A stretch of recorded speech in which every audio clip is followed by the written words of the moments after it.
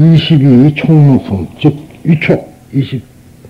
근데 이것이 이제 법문법화경에서는 27장, 묘법연화경 27장이 되는데 위촉이 제일 마지막에 있습니다.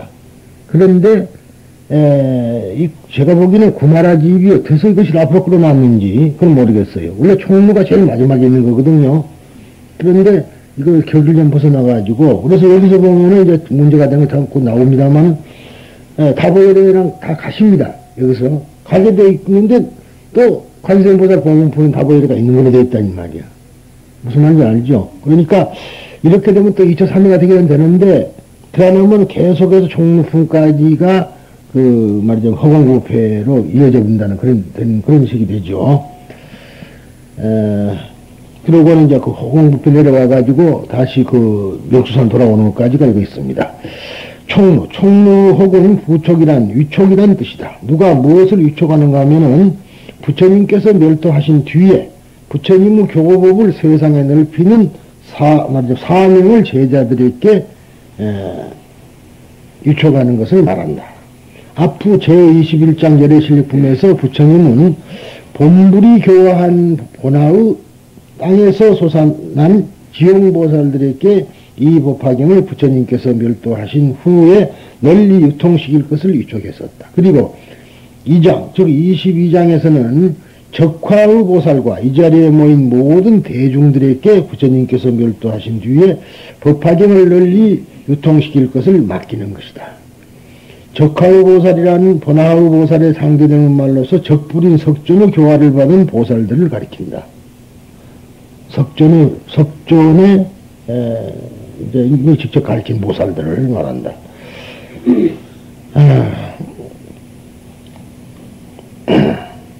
여기에는 이 사바세계에 있는 보살들과 혹은 타방 국토에서 모여온 보살들 중 두 종류가 있다. 앞으로 제15장의 종지용출품에서는 타방에서 온 보살들이 부처님께서 멸도하신 후에 법화경을 넓힐 것을 여쭙자 부처님께서는 이를 거절하시고 지용보살들이 그 임무를 담당한다고 말씀하셨다. 이때 부처님의 이 말씀에 응하여 땅에서 출현한 것이 비시슈타 차리트라, 즉 상행보살 등을 우두머리로 하는 보나지용의 보살들이었다. 앞장의 열애실력품에서 석종께서는 이 보나보살들에게 부처님께서 멸도하신 후 법화경을 넓힐 것을 위촉하시고, 이 장에서는 앞에서 위촉이 거부되었던 적화 타방의 보살들과 그리고 이 자리에 모인 모든 대중들에게 부처님께서 멸도하신 후의 법화경의 홍통을 위촉하신다. 그러므로 이 모든 사람들에게 부촉하는 것을 앞장의 별부촉, 따로 부촉한 것에 대해서 말하자면 대해서 총부촉이라 부른다. 그런데 서가모니 불께서는 설법 자리에서 일어나시자 위대한 신통력을 나타내셨으니 오른손으로 이 자리에 모인 한량없는 보살들의 이마를 어루만지면서, 이게 이제 그 귀여움을 이마를 어루만져 주는 것이 동양의 예법이거든요. 어루만지면서 나는 한량없는 백천만억 아승기겁에 걸쳐 매우 하기 힘든 수행을 거듭해, 그러니까 이제 난행이죠. 얻기 어려운 최고의 완전한 깨달음, 즉 안욕다라 삼맥삼불이를 얻을 수 있었기에 이 거룩한 깨달음을 후세에 전하는 중대한 일을 지금 그대들에게 맡기니 그대들은 아무쪼록 일심으로 이 가르침을 설에 넓혀 이를 널리 모든 중생들의 이익을 증진시켜다오. 이익을 증진시키라. 그러니까 뭐 세상 자꾸 말하는 것 같지만 이익이라는 게 어떤 물질적 이익이 아니라 니라는 것은 정신적인 하나의 날카로운 거란 말이지. 지혜. 니는 지혜를 말합니다. 지혜를 복두더라 소리입니다. 복도더라. 지혜를 더하라 그 소리죠. 니라는 말은 지혜를 말한 거란 말이에요. 날카로운 것은 지혜다. 하고 말씀하셨다. 그리고 이 세 번에 걸쳐 보살들의 이마를 어루만지시고 다시 또 반복해서 이 자리에 모인 모든 사람들에게 이 법화경을 부처님께서 멸도하신 후에 세상에 널리 유통시킬 것을 위촉하신다. 이것은 열애는 큰 자비의 마음을 가지고 있을 어떠한 것에도 아끼는 마음은 조금도 없으며 인색하지 않다 이 말이에요. 그러니까 이것이 이제 우리가 이 무예신이라 그러죠. 아낌없이 다 주는 거란 말이죠. 그래서 아무것도 두려워하지 않아 충분히 중생에게 진리의 지혜와 자비의 지혜와 스스로 생한 지혜를 수여하는 사람이며, 스스로 지혜란 건 스스로 생하는 지혜란 말이에요. 그걸 부여하는 사람이며, 열애는 일체 중생에 대한 최대의 보시자이니 그대들은 또한 열애의 마음에 따르고 열애가 일으켜온 것을 배워야 하며 결코 가르침의 인색에서는 안 된다. 그러니까 잘 가르쳐주라 소리예요. 그러니까 법에 인색하다, 가르침에 인색하면 안 된다. 그런 것이 중요합니다. 근데 이제 우리가 왜 벽지부를 독각이라 그래가지고 애당초 벽지부는 이게 따로 없습니다. 부처님 제자 중에는 벽지불이 없어요. 그런데 내가 추론해보면 어떤 것이 있냐 그러면은 천문에 모두가 다 아라한이었잖아요. 아라한. 근데 아라한 중에서 이제 제자들이 뭐 아라한이 되고 보니까 부처님과 제자였다는 선을 둬야 될 거 아니에요. 선을 그어야 된다. 그래서 이제 말하자면은 유사각이냐 무사각이냐고 생각해요. 유사각이냐 무사각이냐. 스승이 있고 깨달아 각을 했느냐, 스승이 없이 깨달았느냐. 그러면 무사각이 유사각보다 훌륭한 것 아닙니까? 그렇지 않겠어요? 무사각이 유사각보다 훌륭한 거지. 스승한테 배워서 깨친 것하고, 깨달은 것하고, 자기 스스로 깨달은 것하고. 근데 스스로 깨달았다는 독각 아니에요. 그것이 독각이라, 그게 벽지부라는 말이죠. 처음에는 그래서 스스로 유사각하고 무사각의 차이를 제자와 스승 사이에 둔 거란 말이죠. 이게 벽지불이 아라한 것도 우위예요. 그래서. 근데 그렇게 됐던 건데, 보살이 이제 나오면서부터 밑으로 내려가 버린 거라. 유사각이, 무사각이. 그랬지, 실질적으로, 역사적으로는 부처님 제자 중에는 독각이 없습니다. 독각이 없습니다. 독각이 없고, 이제 우리가 독성각이라 그러는데 홀려서 이제 성인이라서 그런지 그 각이라는 말은 깨칠각자가 아니거든요. 집이라는 소리지, 그게. 근데 그 독성각은, 상당한 우리나라의 당군신화와 많은 관계를 가지고 있습니다. 당군신화. 부처님 한 번밖에 안 계시다고 말했잖아요. 근데 그 말이 아니라, 그 독성각이라고 있죠. 산신각 있고, 독성각이 있고, 독성각은 그게 우리 민족 고유의 종교를 거기다가 만들어 놓은 거예요, 사실은. 그래야만이 우리 민족에게 포교가 되는, 이게 거세기는 없습니다. 인도에는 산신각도 없고, 독성각도 없고, 그런 게 없고, 다만 이제 우리가 뭐냐면 중국에 와갖고, 나한당이 있었죠. 나한당인데, 나한이라는 아라한각이라는 소리거든요. 아라한을 이제 아짤 빼어두고 나한이라는 거란 말이죠. 그래서 500제자들을 모신 500나한이 그래서 이제 있는 것 아니겠습니까? 그런 거 이제, 그리고 중국에 오면은 또 지신각은 있는데 산신각은 없어요. 중국에는 산신은 없어. 그러니까 즉 말하자면 그 나라마다 독특한 문화가 있고 그 문화에 의해서 만들어진 거다. 그러니까 불교가 포교를 하려면 일승법이니까 다 이렇게 거둬들여야 되잖아요. 거두어들여야 된다고.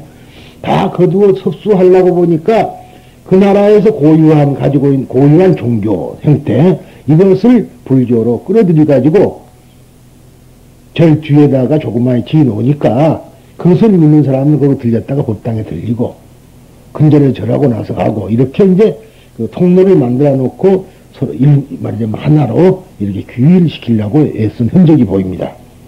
그러니까 독각에 대해서 여러분들이 그래 아시면 돼요. 그래서 이제 법화경에서는 독각에게 무엇을 가르쳐야 되냐면 12인연법을 가르쳐라.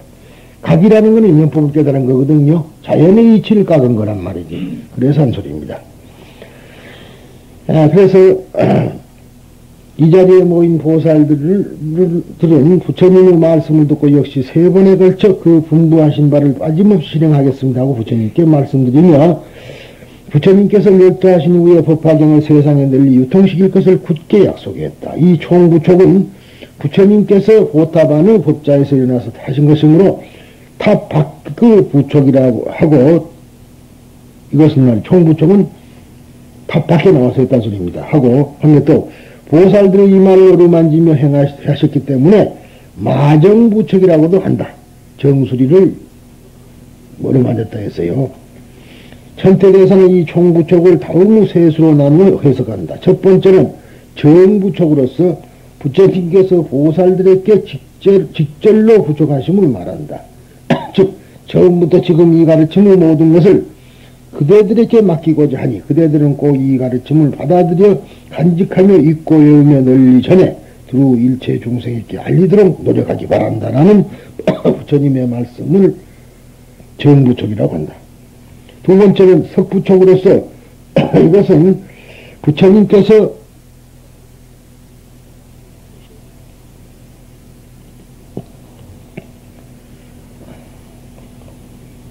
깨달음에 대한 가르침인 법화경을 부족하는 그 까닭을 설명한 부분을 이렇게 부른다. 경문의 왜냐하면에서부터 그대들은 또한 열애의 마음에 따르고 열애가 이룩한 것을 배워야 하며 결코 가르침의 인색에서는 안 된다고까지의 부분이다. 세 번째는 계부척인데 이제 계라는 것은 이것이 무슨 가르침이란 뜻입니다. 훈계한다는 거예요. 부처님께서 미래세의 사람들을 위해 이 가르침을 살아야 사람들에게 부처님의 죄를 얻도록 하라 하고 보살에게 명령하는 부분이란 말이에요. 명령. 계라는 말은 명령이다. 그러니까 지금 경전은 다 계거든요. 그렇지 않겠어요? 명령. 경문에서는 이 두 번째적 인색에서는 안 된다부터 그것이 바로 모든 부처님들의 은혜에 보답하는 것이 된다까지가 해당된다.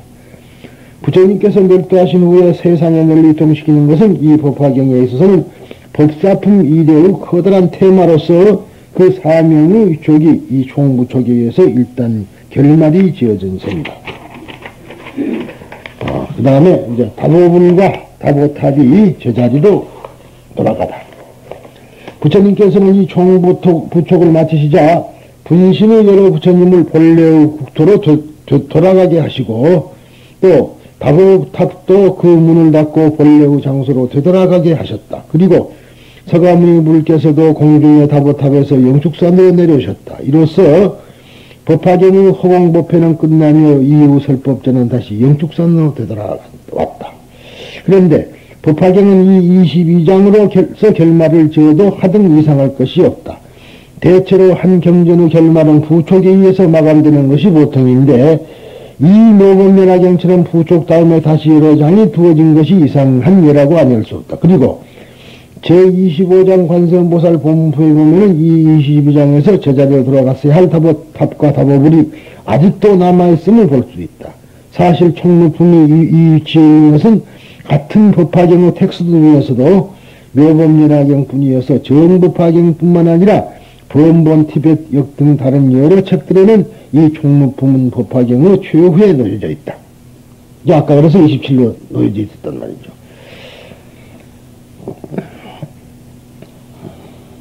묘법면화경의 편집에는 다른 여러 경전과는 다른 특별한 사정이 있었던 것 같이 생각된다. 이 22장 이후에 이어지는 제23장 야광보살 본사품에서 끝장인 28장 보현보살 고음바품까지의 6장은 각각 내용상으로 상호간의 연락은 그다지 없다. 그래서 이 장들은 일단 완결을 본 법화경에 새롭게 부과된 것, 따라서 성립사적으로는 가장 새로운 층으로 보여지고 있다. 그러나 법화경의 성립사에 관해서는 아직 충분한 연구가 되어 있지 않기 때문에 금융의 연구를 기다릴 수밖에 없다. 그래서 간단하게 총무품을 마칩니다.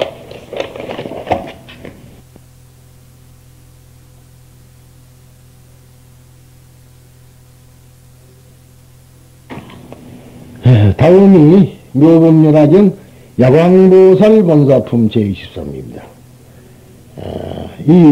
즉 본번에는 이것이 22장이 되죠. 그리고 바이샤자라자의 전생 이야기가 되겠습니다. 왜냐하면은 총무품이 뒤로 옮겨졌다는 얘기죠.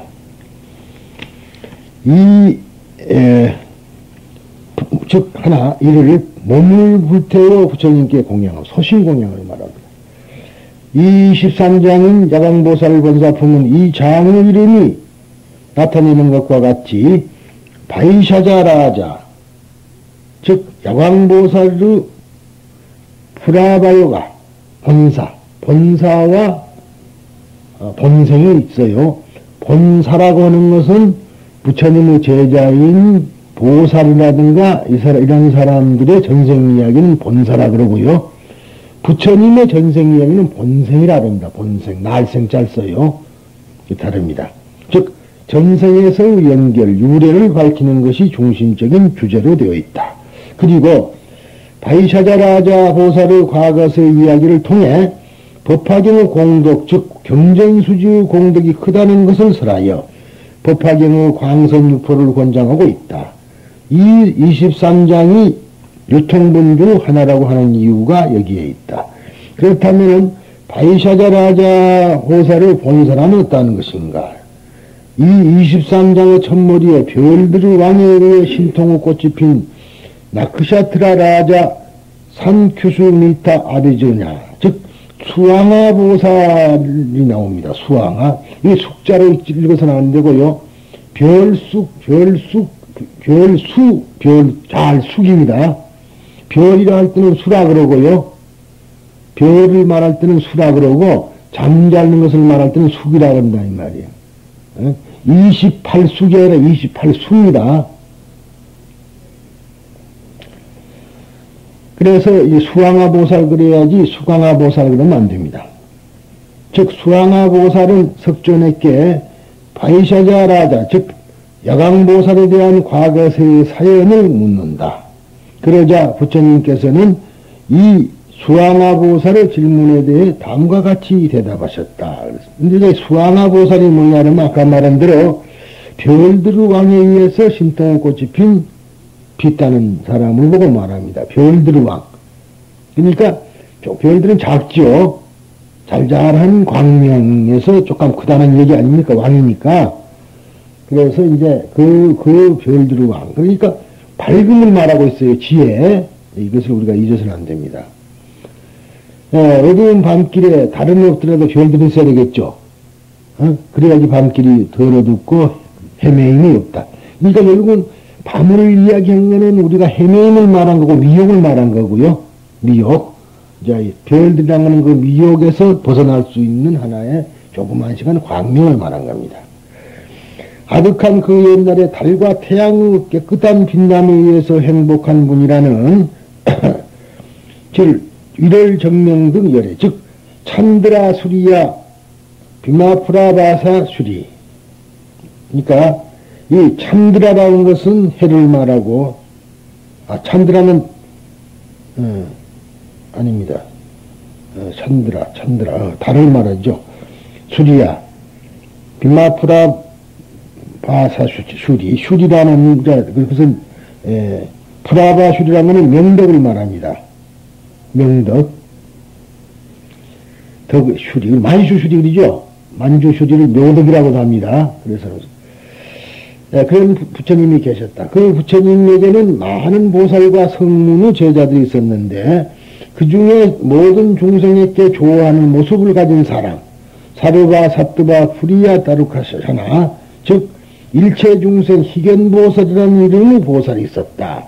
그러니까 결국은 야광보살의 전신은 일체 중생 희견보살입니다. 희견보살. 일체 중생이 그 사람 보면은 즐거워한다. 기뻐한다 소리예요. 그러니까 우리가 떠올랐나 내 몸에다 끌고 와 보면은 과연 내가 세상에 나타나면 일체 중생이 나를 보기를 좋아하는가 안 좋아하는가. 그 덕이죠. 덕 있는 사람이 지나가면 좋아할 거 아닙니까? 이런 이 글 밑에 가지고 있는 숨겨져 있는, 이게 다 비유니까요. 참 뜻이 있다는 얘기입니다. 그 이름의 보살이 있었다. 부처님께서는 그 많은 사람들에게 법화경을 설했는데, 일체 중생 희견보살은 그 부처님의 가르침 아래서 고행을 쌓고 정진을 거듭하기를 1만 2천년에 이르러 사루바 루파 산다루샤나, 즉 현 일체 색심삼매 라고 하는 온갖 모습에 몸을 나타낼 수 있는 삼매를 얻을 수 있었다.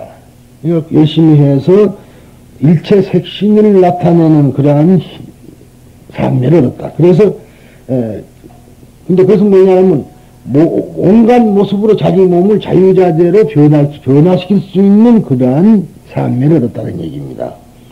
그리하여 일체 중생 희견보살은 이 삼매를 얻을 수 있었던 것이 모두 법화경 덕분이었으므로 그 법화경과 이를 정명덕 부처님께 공양해야 한다고 생각한 나머지 신통력에 의해서 만다라바와 마하만다라바라고 하는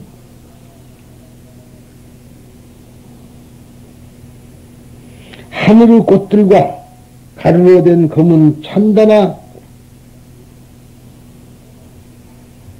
과가이라고 합니다. 찬다나와 값을 매길 수 없는 정도로 비싼 바닷가 언덕에서 자란 찬다라를 빛처럼 뿌려서 전단이라는 말은 찬다라를 말합니다.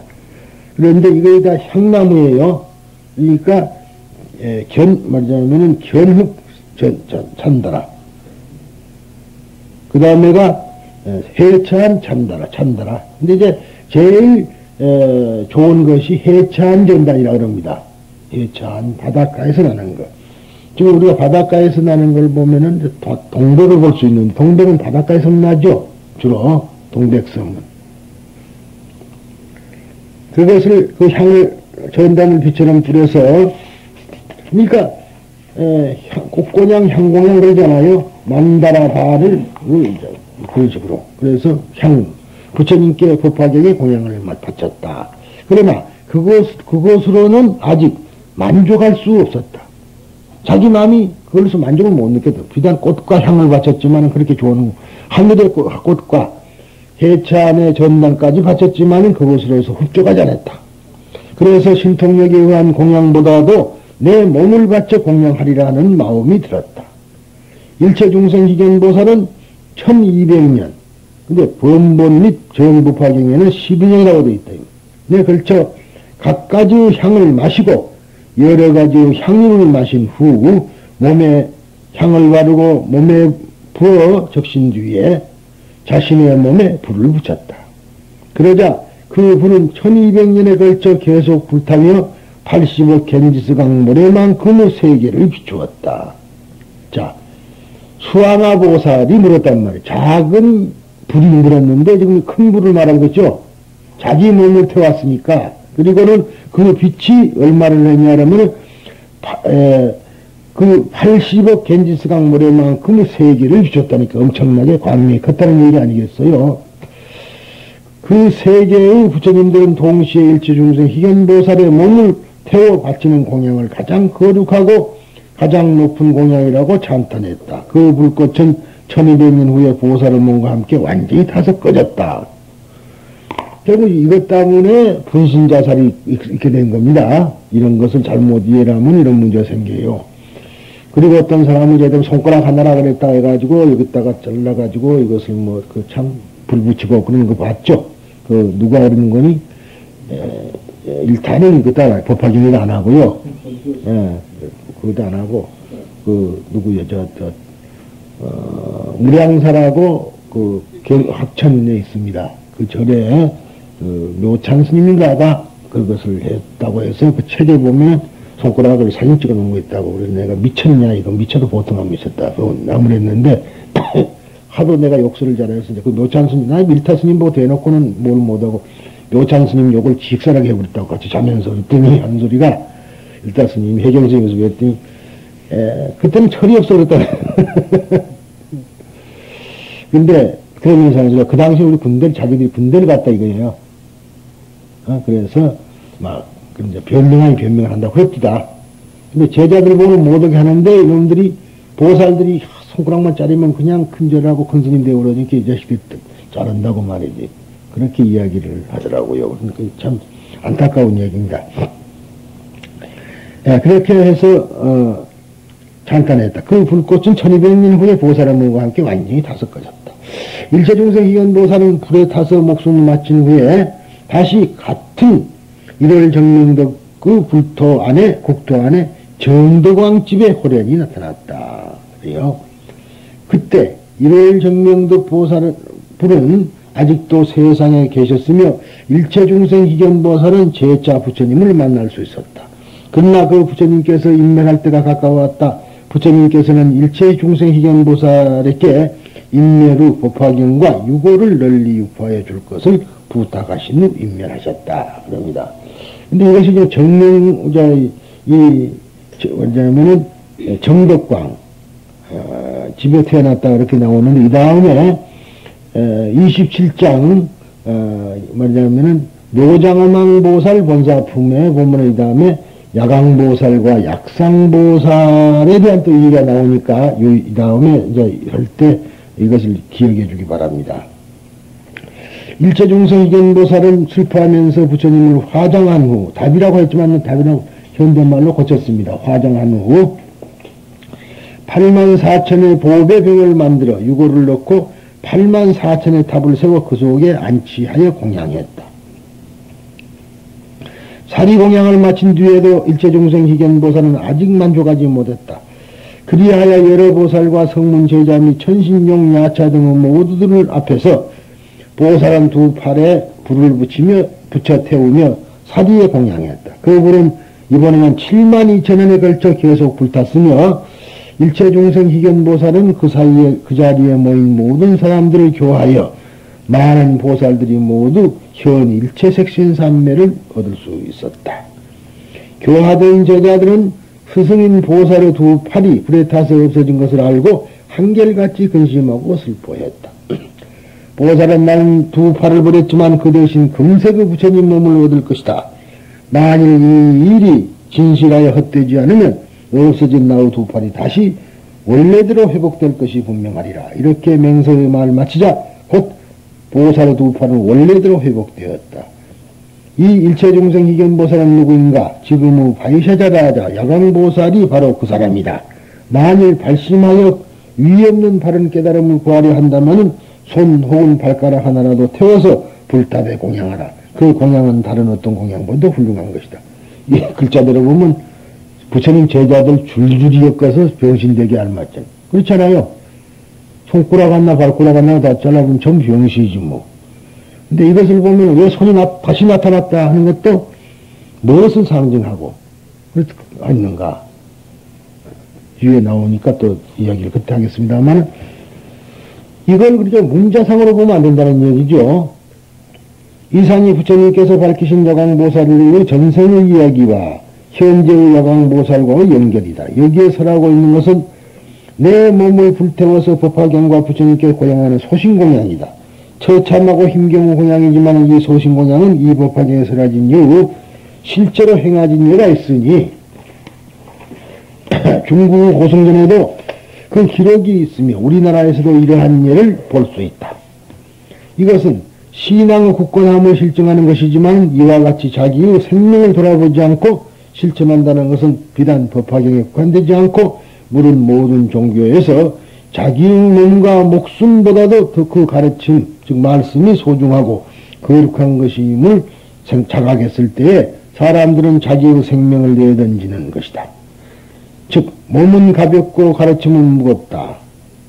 말하자면 신경법중이라는 말은 이에 해당된다. 그런데 오늘날 우리 불자들은 과연 부처님의 가르침을 목숨 바쳐 믿고 따르는가? 그렇게 믿고 따르면 해탈하지 못할 사람 하나도 없으련만 참으로 가슴 깊이 음미해야 할 것이다. 예수 그리스도는 제자들에게 자기의 십자가를 등에 업고 나를 따르라고 말했다. 이것은 목숨을 버리라고 말한 것이다. 종교라는 것은 신앙이 순수하됨에 따라 힘이 강해져 가는 것이지만 거기에는 바른 인도와 지혜가 함께하지 않으면 안 된다. 방향을 잘못 잡은 강연함이란 단순한 광신에 불과하게 된다. 법화경 신앙은 그 가르침 아래에 모든 사람이 위없는 바른 깨달음을 얻어 부처가 된다는 일승의 정신이 뒷받침하고 있다. 법화경에는 세 가지의 커다란 측면을 가지고 있다. 첫 번째는 일승 개성사상과 구원본부로 개연으로 대표되는 교리사상의 측면이다. 즉 일승 개성사상 모두가 다 하나 즉 말하자면은 일승이라는 정말 그러한 그 성불한다는 그러한 사상과 본부로 구원본불이 법화경에 처음 나타났다. 법신을 예정하다. 그 다음에 두 번째는 분별공덕품에서 법사공덕품까지 거기에 25장 관세음 보살보문품 등에서 설하는 현세 이익의 측면이 있다. 현세.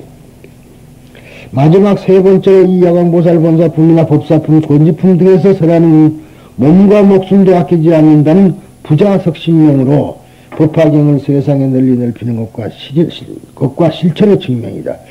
이 세 가지의 측면은 언뜻 보기에는 각각 이질적인 느낌이 있으나 그 모두가 믿음이라는 것에 일관되어 하나의 경전을 구성하고 있다. 자칫 법화경의 교리 사상의 측면만을 중요시하고 다른 두 가지의 측면을 가벼이 여기는 오류에 빠지기 쉽지만 법화경은 이 세 가지의 측면 중 어느 하나라도 결여되었다고 하면 오늘에 이르기까지 이렇게 중요시되는 경전이 되지 못했으리라고 생각한다.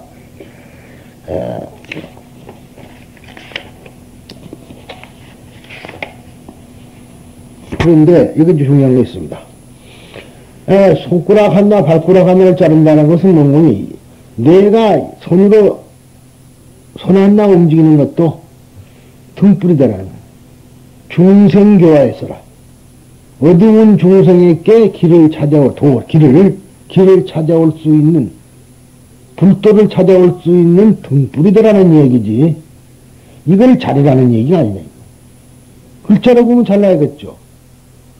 그러니까 이 손가락이 만약 그거 안 하고 화투 맞추면 뭐 하는 거예요? 이 주먹이 남이나 때리면 뭐 하는 거냐고. 그러니까 그런 의미에서 말이 된 겁니다. 그러니까 내 몸을 불태워서 그 말이 바로 내가 남의 등불이다라는 얘기거든요. 모범이다라는 얘기 아닙니까? 그 이야기지 결국은 몸에다가 기름을 껴안고 불태우라 그런 소리는 아니거든요. 그러면 그 공덕이 누구야? 죽은 뒤에 화장하는 공덕이 제일 크게?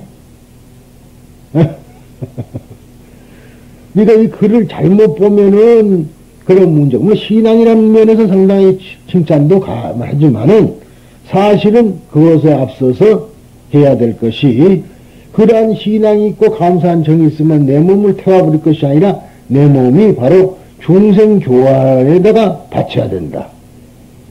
그렇지 않겠어요? 그것이 가장 중요한 일인데 글자 이것을 그래서 이제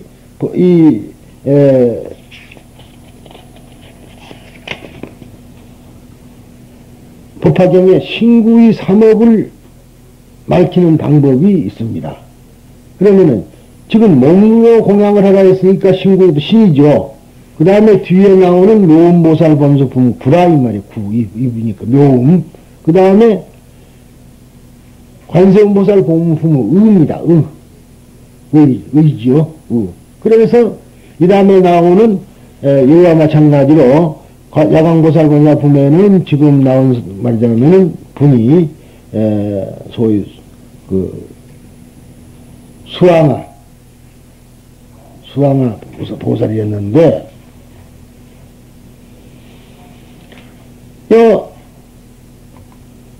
야광보살 그 관세음보살 본품에는 무진의입니다.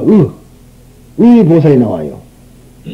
그러니까 어떤 경전 이렇게 이 경전은 말이죠. 앞에 부처님과 대화하는 그것이 바로 그 경전을 우리가 어떻게 해야 된다는 것을 지금 말해 놓은 거라. 그런 얘기예요. 그러니까 그런 것을 우리가 잘 생각하면서 이걸 읽어야 됩니다. 그래서 이걸 말하자면 신은 야광, 그 다음에 의는 관세음보살, 구는 묘음보살. 그래서 신구의 삼업을 막히고 덕을 쌓는 것이다. 그렇게 말도 합니다. 그러면은 부처님의 10가지의 찬탄과 발고열악. 발고열악이라는 잡이라는 말인데, 발고는 비요, 열악은 잡니다. 그래서 발고열악이라는 말은 잡이라는 얘기입니다. 석종께서는 발세자라자 보살의 전생 이야기를 마치고 현재와 연결시킨 다음에 법화경의 공덕이 얼마나 크며 여러께서 설하신 다른 경전보다도 한층 높다는 것을 10가지 비유를 들어 설하셨다. 나도 이것을 몇 가지를 뽑아서 법화경 입문 서두에다가 서술에다가 내놨습니다. 그런데 이 10가지를 다 한 건 아니고요. 그래서 이제 그런데 이것보다도 이제 능력, 말하자면은 요락을 주는 능력을 이제 쓰는 거 있습니다. 그래서 이를 10가지의 찬탄이라 한다. 10가지의 비유는 다음과 같다. 모든 하천 큰 강 중에서 큰 바다가 가장 큰 것처럼 열애가 설한 가르침 가운데서 법화경이 가장 깊고 가장 위대한 가르침이다. 두 번째, 토산, 흑산, 소철이산, 대철이산 및 10개의 보배산 중에서 수미산이 제일인 것처럼 이 법화경도 많은 경전 가운데서 최상의 가르침이다. 이제 철이산, 대철이산이라는 것이 있습니다만은 우리는 이제 이 사바세계를 평면으로 봤거든요. 평면으로 봤는데 바다가 있으니까 물이 넘칠 거 아니에요. 그러니까 지구를 뺑 둘러서 철이산이 뭐냐면은 가리고 있다. 그러니까 물이 안 흘러간다. 그렇게 옛날 사람은 봤어요. 그래서 중국 사람들, 인도 사람들입니다만은 그래서 법화경이 많은 경중에서 최상이다. 또 세 번째, 뭇별들 중에서 달이 가장 밝은 것처럼 이 법화경도 천만억 가지의 가르침 가운데서 가장 밝게 세상을 비추는 경전이다.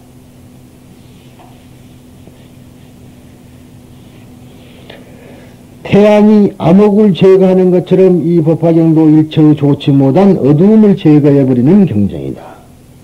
다섯, 많은 왕들 중에서 전륜성왕이 가장 으뜸인 것처럼 이 법화경도 많은 경전 가운데서 가장 거룩한 가르침이다. 여섯째, 33천의 신들 중에서 제석천이 그 왕인 것처럼 이 법화경도 많은 경전 가운데서 왕이다. 그러니까 이것을 이제 인도 사람들한테 설한 것이라는 것을 또 생각하시라니. 정말로 부처님이 이렇게 33천 있다 해갖고 불교인 줄 알면 안 된다 그랬죠? 불교 아닙니다, 이거는. 다만 부처님께서 인도 사람들이 알아듣기 쉽게 해서 그 예문으로 끌어들이니까 인도에서 신을 말한 거다, 이 말이에요. 그래서 우리 불교는 신을 인정하지 않습니다. 신이라고 말은 나오지만 그건 천신만 말해. 천신은 바로 우리가 말하는 천, 인천할 때 천을 말한 겁니다. 그러니까, 이제 33천 도설천이 있고, 이제 도시다천이죠. 그 다음에 도리천도 있고, 이제 여러 가지가 있습니다만은, 다 그러한 것이 인도 사람들은 그렇게 생각했다. 그 말이에요. 그러니까, 조경철 박사는 또 하늘에도 이런 거, 공간 개념이 없는 것 아니겠어요? 불교는? 시간과 공간을 꿰뚫어 버렸는데, 관통식이 나는데 무슨 공간 개념이 있어요. 다음에, 대범천왕이 일체 중생 아버지듯 이 법화경도 모든 불도 수행자들을 가르쳐 인도하는 아버지이다. 그랬단 말이에요. 인도 사람들은 범천왕에서는 대범천왕이 있죠. 근데 이제 대범천왕도 여러 시가 있는데도, 그 대범천왕은 생상의 신이라 그랬죠. 그래서 사바세계는 범천이 줍니다. 임금님이라. 그러니까 범천의 아들이 이제 저 범천이 다스린다고 그래 보았죠. 그러니까 범천, 그것이 아버지다. 그처럼 법화경이 모든 경전의 아버지다. 또, 8번째, 범부에 비해 수다원, 사다함, 아나함, 아라한, 벽지불인 성자들은 가장 훌륭한 사람이듯 이 법화경도 열애나 보살과 성문들이 설한 여러 가지 가르침 중에서 가장 으뜸이다. 9번, 모든 성문 벽지불에 비해 보살이 제해도 이 법화경도 일체 가르침 중에서 가장 으뜸이다.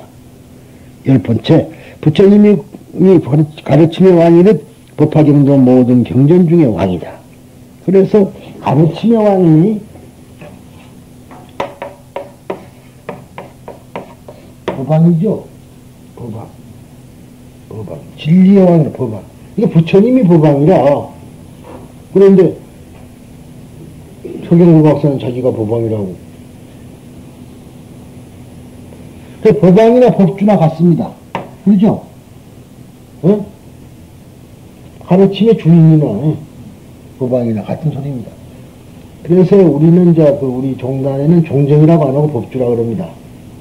근데 그것은 이제 가르침이 법화경에서 나온 소리라 해서 그럽니다만 사실은 또 조계종에서는 그 모임의 그 법회의 우두머리가 법주예요. 그래서 우리는 이제 이것을 만들 때 이번에도 종문을 만들면서 소심을 했는데 아무래도 이거 좀 무슨 소리입니다만 법화종이라는 종단은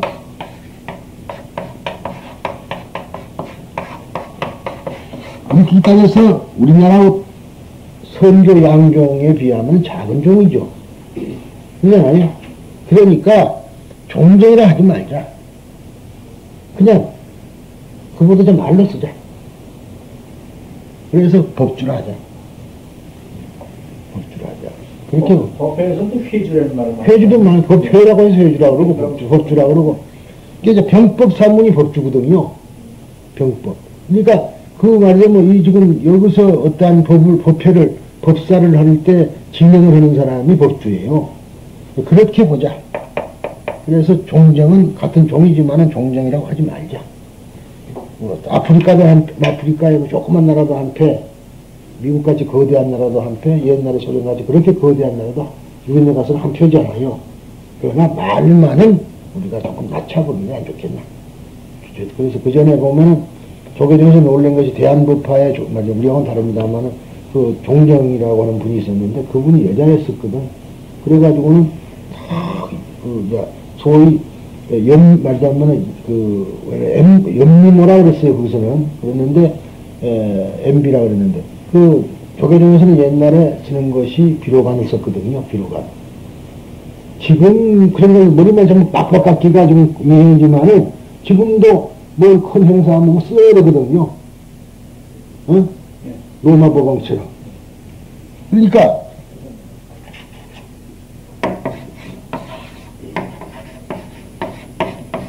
양반은 의관을 정개해야 돼. 그렇잖아요. 의는 두루마기라는 것이고 관은 머리에다 쓰는 거거든. 그래서 옛날에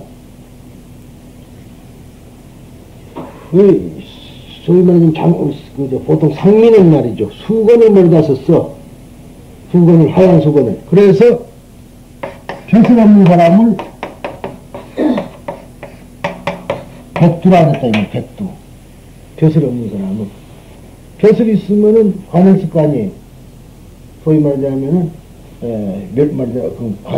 어찌됐든, 우리가 요새 쓰는, 뭘까,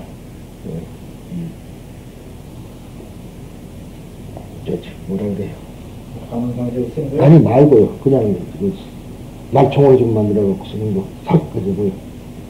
갓이요? 응? 갓을 썼는데, 근데 그것을 못 썼거든요. 이게 백두로 지났던 거라. 그래서 양반이 돼야 갓을 썼거든. 근데 장사꾼은 피랭이 썼잖아. 피랭이. 네. 피랭이 썼다. 근데 스님들은 이제 피랭이 비슷한 걸 썼는데, 그것을 이제 또 스님들은 멋정이라. 그래가지고 뭘 썼느냐, 그러면은, 겨우사용나무 있잖아요. 나무에 붙어서 이렇게 한 거.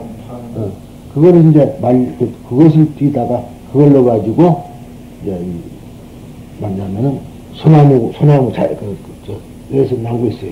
그래서 그것을 송락이라 그랬습니다. 송락. 그것을 색과 비슷하니 그렇게 해갖고 쓰고 다녔어요. 스님들이. 송락이라고.